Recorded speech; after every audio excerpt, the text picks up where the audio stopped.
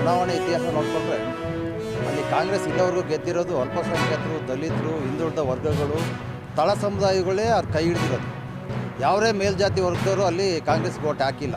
Booth wise ನೀವು ಬೇಕಾದ್ರೆ ಅಲ್ಲಿ ಸ್ಟೇಟ್ಮೆಂಟ್ ತೊಗೊಳ್ಳಿ, ಹಂಗೆ ಇದೆ ಇತಿಹಾಸ.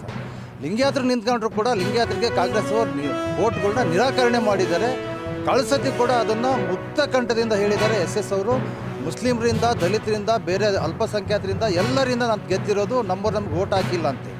ಅದ್ರ ಜೊತೆಯಲ್ಲಿ ಪ್ರಾಮಿಸ್ ಮಾಡಿದ್ದಾರೆ ಅವರು, ನೆಕ್ಸ್ಟು ನಾನು ನಿಮಗೆ ಅಲ್ಪಸಂಖ್ಯಾತರಿಗೆ ನಾನು ಇಲ್ಲಿ ಬೆಳೆಸ್ತೀನಿ, ಅಲ್ಪಸಂಖ್ಯಾತರಿಗೆ ಟಿಕೆಟ್ ಕೊಡಿಸ್ತೀನಿ, ಅಲ್ಪಸಂಖ್ಯಾತರಿಗೆ MLA ಮಾಡ್ತೀನಿ ಅಂತೇಳಿ, ಇದು ಲಾಸ್ಟು ನನಗೆ ಕೊನೆಯ ಅವಕಾಶ ಕೊಡಿ ಅಂತೇಳಿ ಅವರೇ ಹೇಳಿ ಇವತ್ತು ಇಲ್ದಾಗ ಅವ್ರ ಮಗ ಈ ಥರ ಉಲ್ಟಾ ಹೊಡೆದಿರೋದು ಇಡೀ ಅಲ್ಪಸಂಖ್ಯಾತರಿಗೆ ಅಹಿಂದ ವರ್ಗಕ್ಕೆ ಮಾಡಿರೋ ಕಟ್ಟ ಕಡೆಯ ದೊಡ್ಡ ಮೋಸ ಅಂತ ನಾನು ಹೇಳ್ತೀನಿ.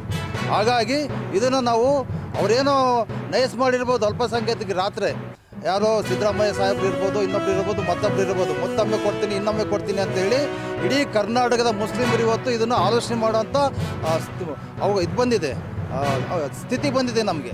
ಇಲ್ಲಿ ವರ್ಷದಿಂದ ಇಲ್ಲಿವರೆಗೂ ನಾವು ಏನೂ ಕೇಳಿಲ್ಲ. ನಾವು ಜನಸಂಖ್ಯೆ ಆಧಾರದ ಮೇಲೆ ಕೇಳಿದ್ರೆ 34 ಸೀಟು 35 ಸೀಟ್ ಕೊಡಬೇಕು ನಮಗೆ. ಕಾಂಗ್ರೆಸ್ನವರು ಎಷ್ಟು ಕೊಡ್ತಾ ಇದ್ದಾರೆ? ನಾವು ಕೊಟ್ಟರು ತೊಗೊಳ್ಳಲ್ಲ BJPಯಿಂದ. ಮತ್ತು ನಮ್ಗೆ ಯಾರು ಕೊಡಬೇಕು? ಕಾಂಗ್ರೆಸ್ ತಾರೆ ಕೊಡಬೇಕು.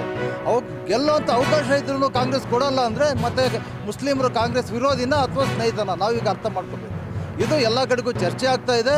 ನಾವು ಅಕ್ಕ ಮಾಯಾವತಿಯವರು ಹೇಳ್ದಂಗೆ ನಾವು ಸೋಲಿಸ್ತೀವಿ, ಆಮೇಲೆ ಗೆಲ್ತೀವಿ.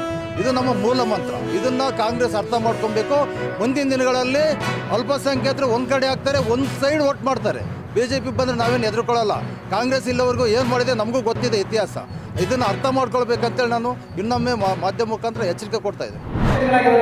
ಮಿನಿಸ್ಟರ್ಗಳಾಗಿದ್ದಾರೆ, ಆದರೆ ಮಾರಿಗೆ ಮಾತ್ರ 35 ಸಾಮಾನ್ಯ ಮಾರಿಗೆ ಇವತ್ತು ಕೂಡ ಅತ್ಯಂತ ದಯನೀಯ ಸ್ಥಿತಿಗೆ ಇವರ ಅಪ್ರಾಮಾಣಿಕತೆಯ ಕಾರಣ ಅಂತೇಳಿ ನಾವು ನಮ್ಮ ಮಾರಿಗೆ ರಾಜಕಾರಣ ಕೂಡ ಆಗ್ತದೆ.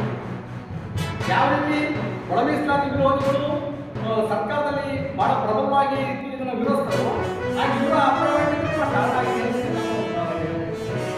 ಇದರಲ್ಲಿ ಬಹಳ ಮುಖ್ಯವಾಗಿ ಮಹದೇವಪ್ಪ ಬಹಳ ಅತ್ಯಂತ ನೋಡಿ, ಯಾರಾದರೂ ಒಳ ಮೀಸಲಾತಿ ಬಗ್ಗೆ ಪ್ರಶ್ನೆ ಕೇಳಿದಾಗ ಎಷ್ಟು ಉಡಾಫೆಯಿಂದ ಉತ್ತರ ಹೇಳ್ತಾರೆ ಅಂತಂದರೆ ಅದು ಕಾನೂನುಬದ್ಧವಾಗಿ ಆಗಕ್ಕೆ ಬಿಡಿ ಅಂದರೆ ನೀವು ಇಷ್ಟು 56,430 ರಿಸರ್ವೇಷನ್ ಒಳ ಮೀಸಲಾತಿ ನೀವು ಹೆಂಗೆ ನೇಮಕ ಮಾಡ್ತೀವಿ ಅಂತ ಕೇಳಿದ್ರೆ ಅದು ಕಾನೂನುಬದ್ಧ ಆಗಕ್ಕೆ ಅಂತ ಹೇಳ್ತಾರೆ. ಅಂದರೆ ಅಟ್ಲೀಸ್ಟ್ ಜನ ಕೇಳಿದವರಿಗೆ ಒಂದಿಷ್ಟು ಸೌಜನ್ಯದಿಂದ ಉತ್ತರ ಕೊಡೋಷ್ಟು ಅಂದರೆ ಮಾನವೀಯ ಇಶ್ಯೂಸ್ ಅಂದರೆ ಅವ್ರ ಕಾಲ್ಪಾಸ್ ಆಗಿದೆ, ನಮ್ಮನ್ನು ಸೀರಿಯಸ್ ಆಗಿ ಪರಿಗಣಿಸ್ತಾನೆ ಇಲ್ಲ. ಅದಕ್ಕೆ ಕಾರಣ ಯಾಕಂದ್ರೆ ನಮ್ಮ ಮಿನಿಸ್ಟರ್